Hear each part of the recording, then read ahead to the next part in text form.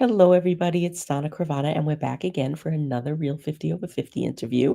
And today we have Becky Clabaugh with us, and she is a speaker, certified life coach, somatic financial behavior change expert. And I want to hear all about that. And a business mentor for women entrepreneurs who want to increase their confidence with money, improve their financial resilience. She has more than 30 years of experience, and she has a unique perspective that translates to powerful subconscious transformational breakthroughs that relate to how we take risks with money. Becky is also the founder of the Slow Mixer, a strategic and organic collaborative group designed to help solo professionals break through and build sustainable relationships through community. Um, she is here to share all of her brilliance today. So if you're here live, ask questions. If you're on the replay, post them in the comments, questions, comments, ideas, and tag us, and we'll come back and keep this conversation going. But now, Becky, welcome. Thank you so much. It's wonderful to see you, and thank you for this beautiful invitation. I appreciate you. I appreciate you, and what you do is very unique. I love to find people that do unique things and take a new spin on something that we're all familiar with. So um, let's just start with like what changed for you when you turned 50, because I'm sure something did. Yeah, COVID did COVID. actually. Yeah, Yeah. so yep, I was in the process of our youngest was sliding into, our next nest was happening faster than I was ready for, honestly. And then COVID came, and I took my stimulus check and registered my LLC. The year before, I had been certified as a life coach. I was teaching in our dojang. I'm a first degree Taekwondo black belt, and I was teaching non martial art related situational wellness, situational skills, not wellness, drills out in parking lots to help Mhm. women with, being aware of what was going on around in the universe and especially on the parking lot, but for self-defense. And it was non-martial art related. Anyway, so I was doing that and then COVID came and then I started sharing life coaching online. That's great. And how did the whole money piece fit into this? Yeah, I was noticing that when I was coaching women, they would have a visceral reaction when we would talk about money. It's just part of the paradigm of life. And I got very curious about why are they getting upset around five different types of money? It would be around setting income goals. They would get super triggered. And I was like, yep, I used to do that too. Chris and I used to fuss around taxes and I Mm. would get very upset around that. So I got super curious. My degree is in human services. I was a drug and alcohol addiction counselor, so I use a lot of habit change in my practice. And then when I was getting my degree, I got a minor in holistic health and wellness education.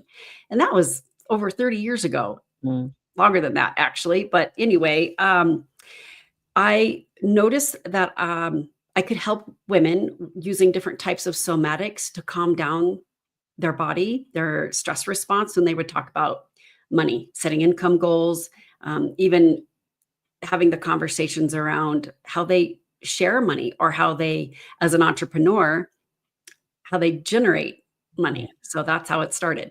Yeah. Yeah. And it's a jump that people don't really talk about, going from a job or a career into being an entrepreneur. I mean, I did this 18 years ago, and it took like several years to realize, like, huh, they're gonna stop sending those checks.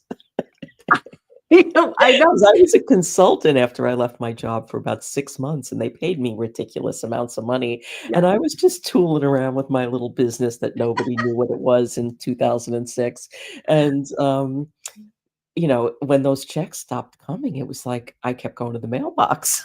Oh, that's so funny. Yeah. Right. It's fascinating because money is very emotional Yeah, because it's related to our security and our safety. That's yeah, where savings a lot of times when the visceral reaction around it's never enough. That's an interesting conversation that I have with ladies when we get into that place of like, what is enough? Like, I want to scale. want to grow 6 and 7 figures. And I do work with women who have hit half a million scaling to a million and they still feel like it's not enough. But you and I were talking about there could be a sneaky subconscious hidden agenda, is what I call them, that was created in your nervous system from Mhm. your early childhood paradigm from well-intending adults that taught you or Yes. didn't teach you about money. Yeah. Our family didn't talk about money, so it was taboo. And that was one thing I had to clean up. Yeah. Yeah. Mine, it was the opposite. We talked about how we didn't have money, Okay, right. and there was a lot of fear and Mhm. lack and scarcity.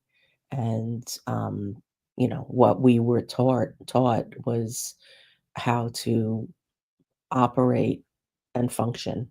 We were highly functioning people that were stuck in survival mode. Ooh, yeah, well, blessings to you. That definitely is, that's a paradigm for Yeah. sure, and there is a way you can heal it. It is definitely not a quick fix. A No. lot of the tools that I teach, it's, a long game. It's not like taking an aspirin No. where you have a boo-boo. It's more like brushing your teeth where you really have to have that habit locked in place so that you have great oral hygiene for the rest of your body. I mean, I've been at this healing game now for about 10 years, Ooh, and it's never gonna end. It's just never gonna end because you go layer by layer by layer and more comes up, and you're right, you have to make it a habit. You have to, um, what I'll say is that there's a comfort in the awareness. mm. Most of the time, for sure, and that there is an end of the wounding that doesn't feel so painful. We can have uh, a hidden vow, like I just said, ours was we don't talk about money, and then I just decided, oh, wait a minute. What if we do talk about it? What if we normalize how we talk about money? What if it's not so shameful? Yeah. What if we can really get out there and share with the world the things that we do in a place of love, compassion, service, and as an industry expert, whatever your Mhm, field is, and in exchange, people pay you for your brilliance. mhm, That's what's possible. mhm. Yeah, I early on in my business, I was working with a coach that, um, like, one of the biggest lessons I took away from that is that you should charge the most for the thing that comes most naturally to you. And it took that a little while to set in, Mhm. and then actually to kinda, like, relate to, like, practical application. Right. Yeah. Um, but it's so true. Yeah, it takes time for sure because we're shifting beliefs. Yeah. We have sneaky thoughts in our brains that our body, viscerally, our brain also believes that is so true. Being an entrepreneur is so hard. I like to turn that around. What if it's completely transformational? Yeah.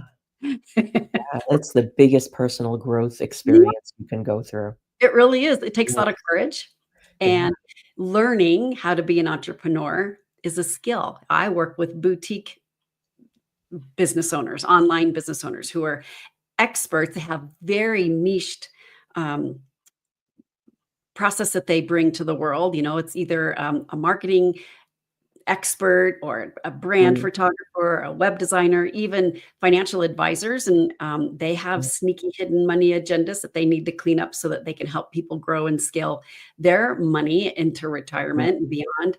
And so those are the people Yeah, that I work with, very niched. I bet it's very easy for them to fall into the, trap of imposter syndrome 100%. when they're helping people with their money. 100%. And the shame is the feeling, but again, it starts with the belief that it's Yeah. not even true. If you have the training and the experience and the interest, I think a lot of us, unfortunately, as entrepreneurs, get into a trap, and it could be subconscious. It could just be, I'm not sure exactly. It's a thought, really, that it turns into a job, that our Mhm. business that we're offering people, that are the service that we provide, instead of coming at the angle of, yes, I am an expert here and I can absolutely help you if you really know you can help somebody get the result that they're looking for. Mhm. That's a game changer, other than, like what you said, running out to the mailbox looking for your check. Yeah. You're coming Yeah. from a place of serving. Yeah, that was a reality that set in pretty Yeah, quickly. like, "Whoa, hello." Yeah, but I mean, like, I've had every experience in my business. Like, I've had, I was working long term with big companies, and like every month I was getting $68,000 checks, Mhm. and then I've had stretches where I didn't make money for 3 months, and Yeah, and everything in between. right. And it's just part of the process. And I think anybody that tells you anything different isn't being honest with you. It definitely is a fantastic conversation to have. I love Yeah, talking about it, and I yeah. also believe that I think we have amnesia that being an independent business owner, you are in sales Mhm. 100%, and Absolutely. you're 100% Yeah. commission. But you're It's selling up to you. you. You're selling you, and that's the Yeah. hardest thing to sell.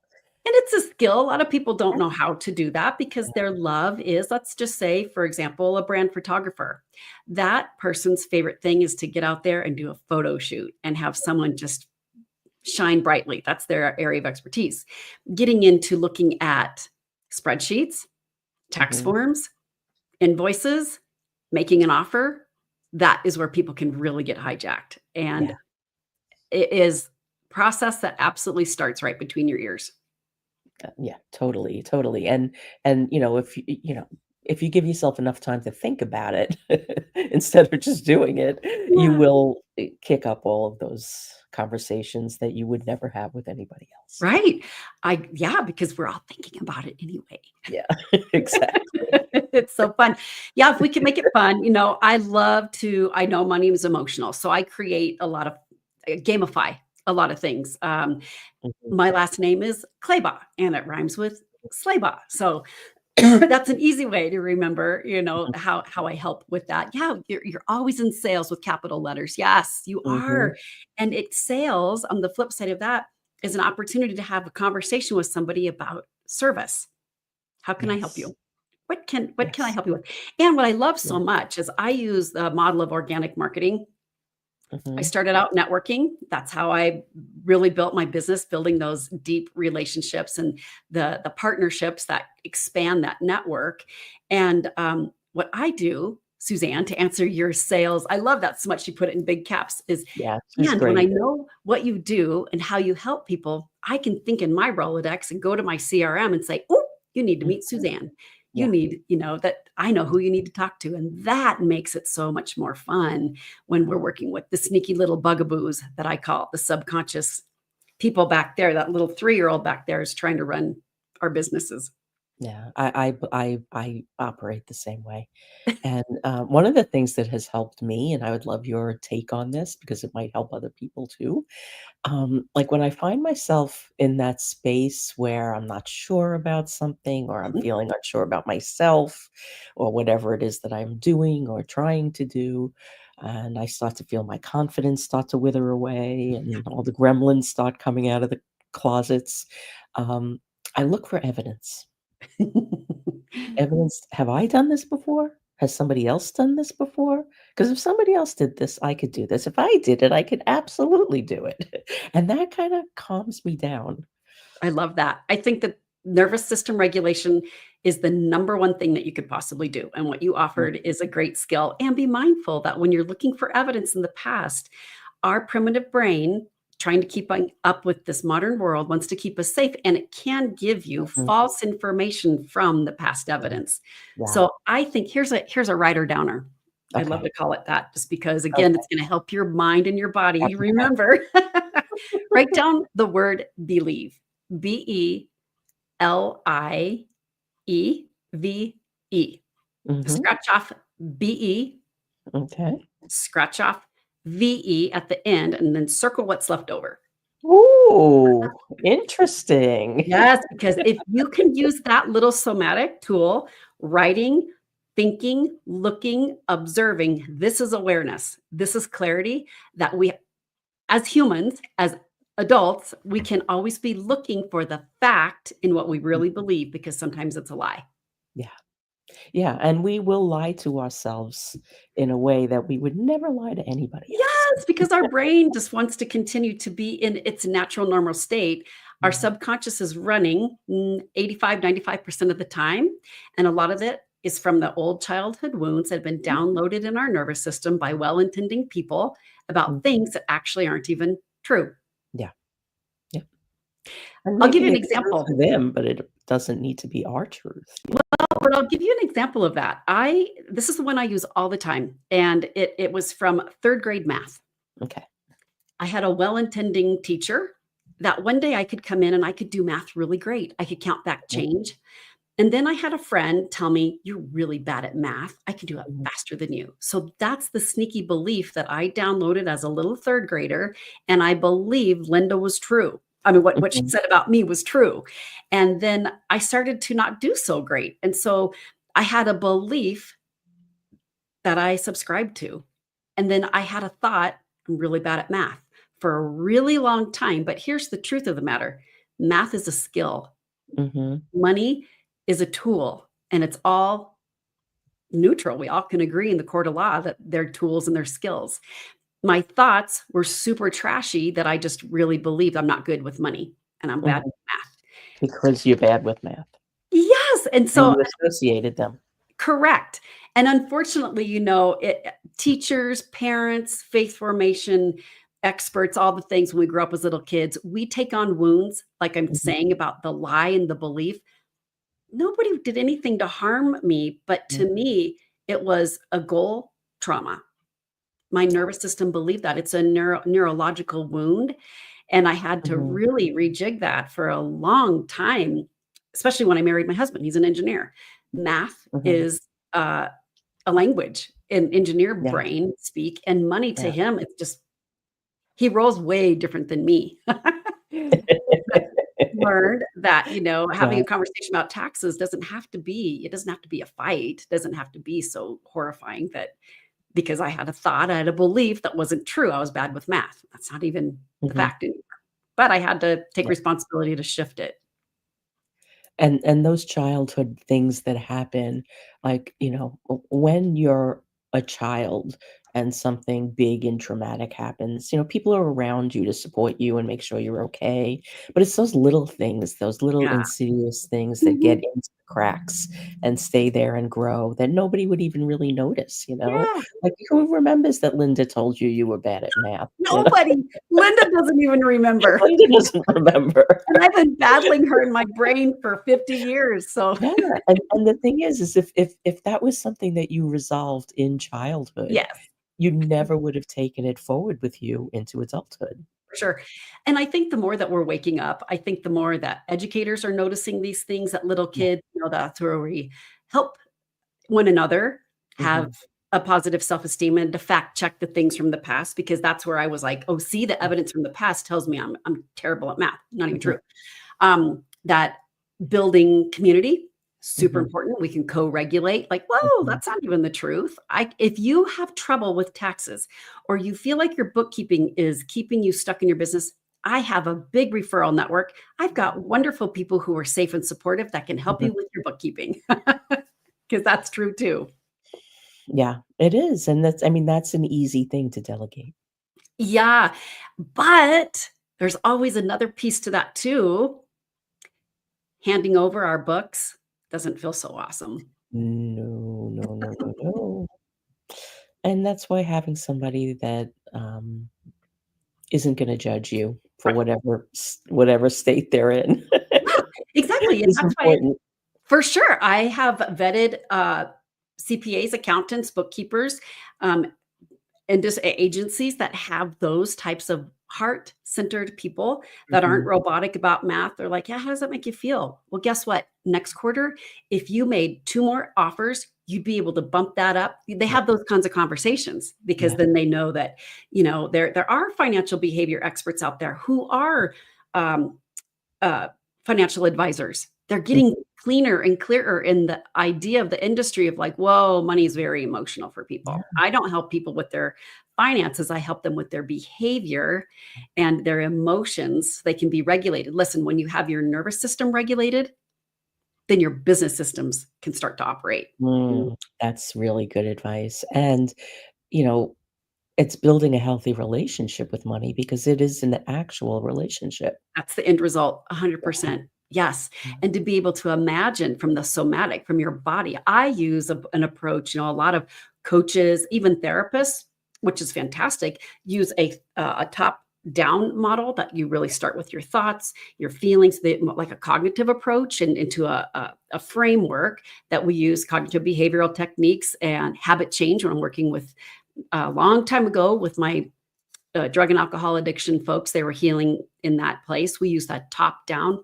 I use a bottom up. So we're working with the body and the mind connection to money. And it really comes from that place of using the somatics so that we can get your nervous system regulated, like I just said, in order to get your business systems in place. When you're triggered by looking at a spreadsheet, it's really difficult to be able to get out there, make offers, pay your taxes, look at your investments or your expenses. Mhm. Yeah. It's very important. You know, I've been in places where it was not good. And Yeah, it absolutely there's a wounding, I absolutely believe. That's why I call it that. I call it, a goal trauma and a financial wound, and there's a process that I help people through. There's a four-pillar process. We do start with that early childhood paradigm, and we shift into, "Oh, what if?" And we bless and release. There's no blaming, there's no shaming, there's no Mhm. drama. It's just, what if you make a decision, but it is an embodied decision in the nervous system. Then we work with, it's kind of like a three-layer approach. Is first we start with the thoughts and the beliefs, the sneaky little lies, and we address those. Then we embed the somatics. I use all kinds of different tools to help people get regulated in their nervous system. And then we practice the mindset. A lot of people start with the mindset, though they'll say, "Oh, it's a Mhm. mindset issue." It's like, well, if it was a mindset issue and I could shift it, I would have done it by now. Yeah, yeah, The practice comes from the embodiment belief in your nervous system. That's a like a hardcore yes. yeah. Because that's where, that's the seat of all decisions anyway. It is, and it's tough to make decisions when stress is happening in your body. Actually, in the fight or flight stress response, a lot of times we don't talk about fawning.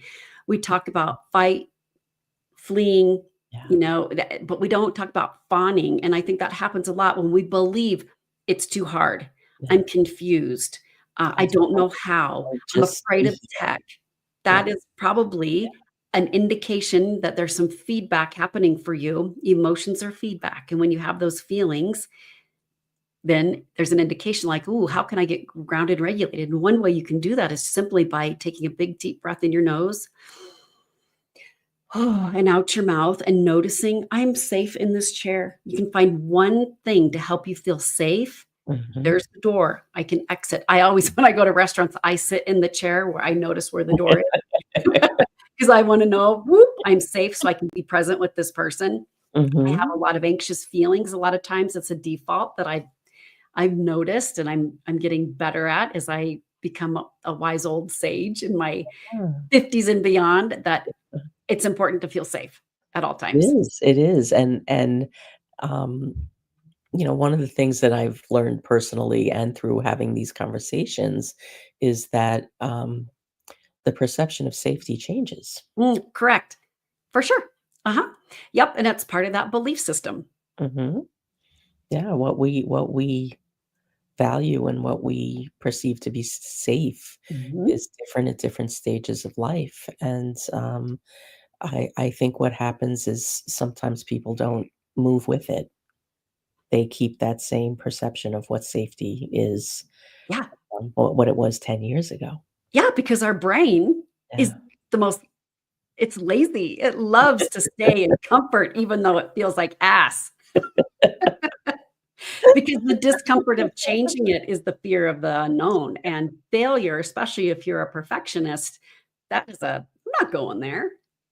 When I had my job, I worked the last law firm I worked in, I was there for 17 years, Hmm, and I was so stuck there. I actually quit twice and then rescinded my resignation because I didn't wanna give back my card key because my card key was so wrapped up in my okay. identity, Yeah, there and I you go. really felt like I didn't earn anything. Like, everything that I earned was the company gave it to me. Okay. Mm. You know, it was a very old established firm, and, like, there was a lot of people that worked there, never worked anywhere else, so there was a big family environment there, and, you know, I had my hands in everything. So I was all over the place, and, you know, I was not educated, so I never went to college, and I didn't like, everything I learned through, you know, work, Yeah. and, I didn't think that there was another option for me outside of those walls. And it took my son, you know, my son needing me to be closer to home for Mm. me to, you know, gather up the courage that I needed to actually walk out the door. Wow. Yeah, That's a great story, my goodness, and it is that whole identity and yeah. shifting into entrepreneurship or, whatever your skill is that you're offering out in the world. Listen, I was a stay-at-home mom and I loved it. I did that all the way up to COVID and I loved every minute of it. We have a um, a mechanical engineer who is an officer in the Space Force. We have a neurotrauma ICU nurse and an NCAA Division I collegiate athlete. So listen, if you want a dream to come true, I can help you make that happen. And That's yes, I amazing. I have a degree and I used it with, raising my family. And so, Mhm. that's the pebble in the pond effect is now I'm sliding into this, this sage, this crony, this Mhm. old wise woman that I'm so excited And about because I had gathering. some hard knocks, man. Yeah. But my kids are living proof of that, when there's a calling on your life to go in with all all all cylinders. And for me, it was being a mama Yeah. and being a homemaker. And I loved it so much. And that's the whole identity shift. And it was like, oh my gosh, here comes COVID. I'm a certified life coach. I don't know how to do tech. How the hell am I going to do this? I don't know how. So I took my stimulus check and I was like, I want to find out. And somehow I was very courageous. I just had that belief again that like I can Mhm. figure this out because I thought COVID was going to eat me alive. Mhm. Yeah, I mean, when I quit my job, the thing that gave me the courage to do it was I started with a virtual assistance business because, Yeah, I mean, oh, in that's right. 2006, nobody had, you know, like, nobody was doing this, and you know, Right. I was looking for jobs, and I was like, "I'm not gonna find anything that's gonna be, you know, compatible with what I have here." I was making a lot of money, Yeah. and, so I found a virtual assistant in Florida, and I put her picture up on my wall, and I looked at it every day, and I was like, "If she Aw, could do it, I could do that's it." right. And I never really had a virtual assistance business. I was just fixing stuff. Yeah. But, Oh, like, that's so I funny. just like you did, you pulled together all of your resources, all I of your did. skills, all of your knowledge, and you created something. I did the same thing. Yes, and I think that's what's so fun about being 50 and over, and that's why I love what you're doing because sharing these real stories, there's resilience and there's grit, and for me, I do think when you can figure out how much is enough, uh, from the perspective of maybe it's not always about scaling and hitting 6 and 7 and 8 figures, although maybe it can be, it can whatever lights you up, but the important part is really coming to that place of that gut feeling of knowing that this Knowing is what what I you want. really want to do and this is who I want to talk to. This is who I really want to help. And sometimes it's really not always about the money. I think by the time we're in our 50s, we're on a quest for something more, Yeah. but it might not always be about money. No, it's Just not, saying it could it's be. not. The money I when you get to that point, the money holds you accountable. Yeah. Yeah, it's fun. I mean, it's fun. It Yeah. it affords us to do fun things, but also my husband and I also sit on our front porch in the summer, and I love that so much. I just feel like that is exactly what I wanna be doing. We've traveled, we've done things, we've experienced lots of life. I love it when my kids are here and we're all on the front porch Mhm. together, and to me, that's life, I mean, you and I had talked about we'll touch on this real quick, is many of us are dealing with an invisible health circumstance, including myself, and I have been through a lot. I have a lung circumstance, and that's why I make the comment about COVID. And I am choosing to live. I'm choosing to be in every day, and it's not been an easy road, let me tell you what. But I look at the sneaky little eyes between my ears and the word believe every darn day. So if you can find one thing you're grateful for, to me, I'm so grateful that I am not oxygen dependent. I am at night, but not during the day. And I can just really be grateful for that. So I hope Yeah. that that's helpful for somebody out there because sometimes we No, can't no, see what people are going through. no, no, I'm with you. And And it could be you're a caregiver or I mean, Oh, so you don't much. know. You don't Yes, know what we've people are got experiencing. it's so weird. My mom and Chris's dad both have Parkinson's. I don't know. It's so interesting. And then we have kids. We've got a collegiate athlete still that's in Mhm. college. So it really is the sandwich years that can be Yeah, the so but there's so much, and I think the most important part is normalizing what's going on in our 50s as we're sliding into aging and retirement and our bodies doing the things that they're doing and just getting out there and being the light out in the world. I think when we really recognize we have purpose, that is where the bullseye is. I agree. I agree. And, um, there's something to be said for doing that thing that makes you, um, it just comes from your heart, Yes, and then that helps somebody else. for sure. 100%. And then the money is just a cherry on top. It's the bonus. Yeah. Okay, so we are, 30 minutes in. Thank I you. like to wrap up these interviews with a wisdom bomb. Yeah, So, even though you've already dropped like 40 of them, I love um that. Thank you. Thank you. Yeah, the wisdom bomb today, check what's going on in the sneaky little lies and what you believe. And then find sojourners like what you're offering, Donna. Find those ladies and have these conversations. Yeah, yeah, and there's plenty. I think we're at like 136 or something. I have a few more to add. So, Yes. yeah, and they keep coming in. I love it so much. Well, thank you for the community you're creating. And it was so great to be here. Well, thank you for being part of it and for sharing your story and all of the things. And we will be back next week with more. And March is our second birthday, so stay around for Happy all birthday. kinds of goodness that we're going to share. I'll be sending out some notifications by email and on social media next week, and we're going to be celebrating all month. And we're booked. We're booked all the way into August, so lots more ladies to meet. I love Have a great Wednesday, everybody, and thank you, Becky. Here is her website. Check with her it. here, and also, um, if you're listening on the replay, have questions, comments, ideas, tag us, and we will come back and keep this going, and we will be back next week. Yeah. Thanks. Bye-bye.